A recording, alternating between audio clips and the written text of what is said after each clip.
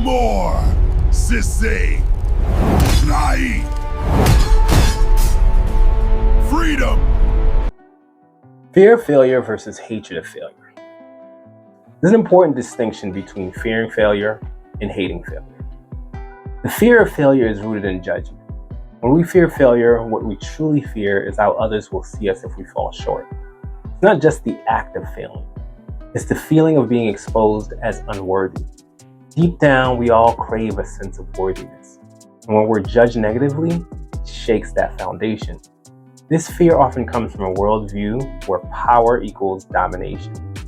If power is seen as a zero-sum game where someone must be on top and someone else beneath, then failing means being dominated.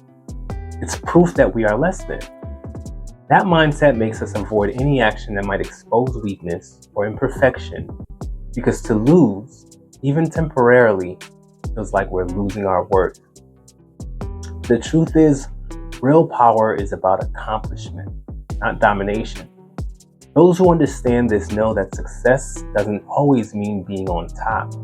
Sometimes it means serving, accommodating, or negotiating to get what you truly want.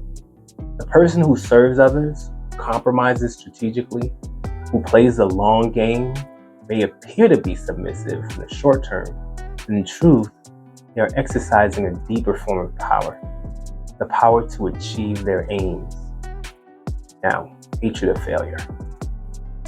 Now, hatred of failure is something entirely different. Hatred of failure comes from stubbornness, not the insecurity. It's not about avoiding judgment, it's about refusing to quit. It's the mindset of, I said I would do this, and I'll do whatever it takes to make it happen. That kind of stubbornness is natural. Human beings are wired to pursue what they desire. But as we grow, we're trained by parents, teachers, and institutions to suppress that instinct. We're told to do what's right, which often really means do what's acceptable.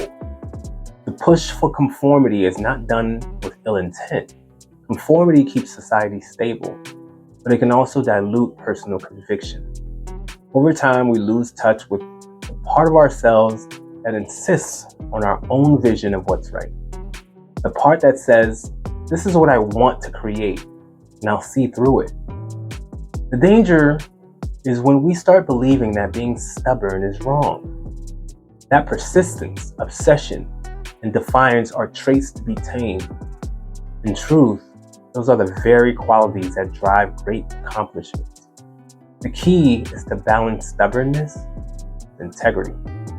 Do what's right and what you believe is right. It is right to be judicious. It is right to be kind. It is right to be generous. It is right to be conscientious. It is right to be industrious. None of those things means that you should not want what you want, or that you can't pursue a path that you feel will lead to a good outcome, even if the factors, and therefore reason, does not seem to support your goal.